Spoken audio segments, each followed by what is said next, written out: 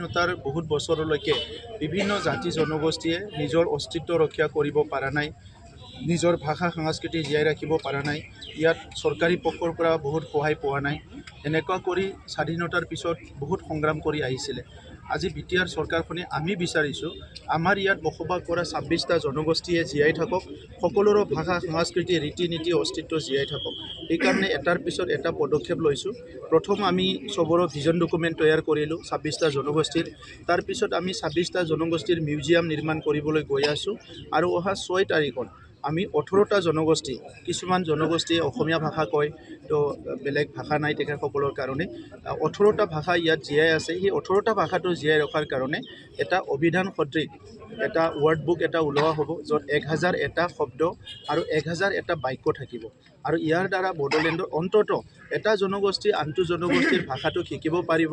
আৰু ভাষাটো জানা মানে এইটো মানে বহুত মৰম আৰু আন্তৰিকতা বাঢ়ি যায়। সেইকাৰণে বড়োলেণ্ডটো সদায় সুখী কৰি ৰাখিবৰ কাৰণে এই পদক্ষেপটো লোৱা হৈছে।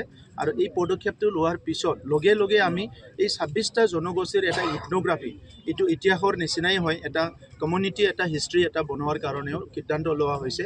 গতিকে 26টা জনগোষ্ঠীৰ চৰকাৰৰ ইনিচিয়েটিভত আমি তেখেতসকলৰ নিজৰ নিজৰ স্কলাৰ, নিজৰ নিজৰ হিষ্ট্ৰিয়ান, নিজৰ নিজৰ এন্থ্ৰপলজিষ্ট চবকো লৈ পেলাই এটা এটা ইথনোগ্ৰাফি বুকো আমি নিৰ্মাণ কৰিবলৈ গৈ আছোঁ।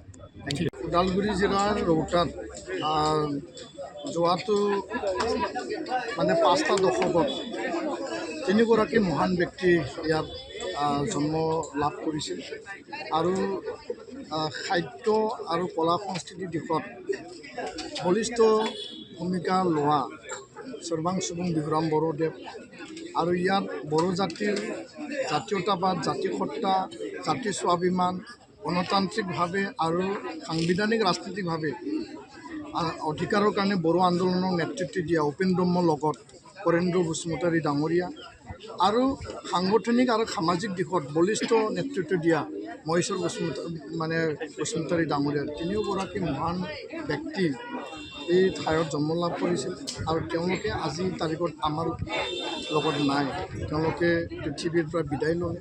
কিন্তু মহান এই 3গৰাকী ব্যক্তিক চিৰযুগমীয়া আৰু স্মৰণ ৰাখিবৰ কাৰণে আৰু আমাৰ যিহেতু প্ৰেৰণাৰ উৎস হয়, সদায় আমাক প্ৰেৰণা দিয়ে আৰু জাতি সেৱা, জাতীয়তাবাদ, জাতিসত্তাক লৈ পেলাই তেওঁলোকক যেতিয়া নাম আমি স্মৰণ কৰোঁ, তেওঁলোকৰ যি কৰ্মৰাজি আমি স্মৰণ কৰোঁ, সদায় আমি মানে উৎসাহ পাওঁ।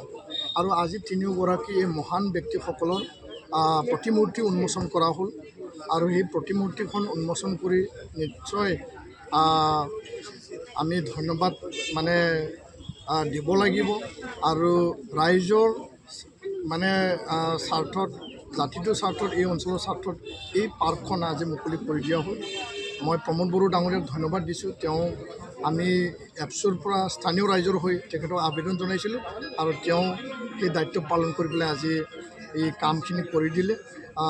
আহি থকা সময়ত ৰৌতা, ওদালগুৰি সমগ্ৰ বিটিআৰ আৰু অসমখন আগুৱাই নিয়াৰ ক্ষেত্ৰত তেওঁলোকৰ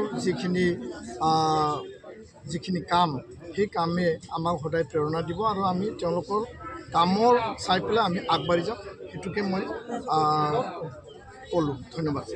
যিকোনো খবৰৰ বাবে যোগাযোগ কৰক 7099017330 লগতে 7099017110 নম্বৰত।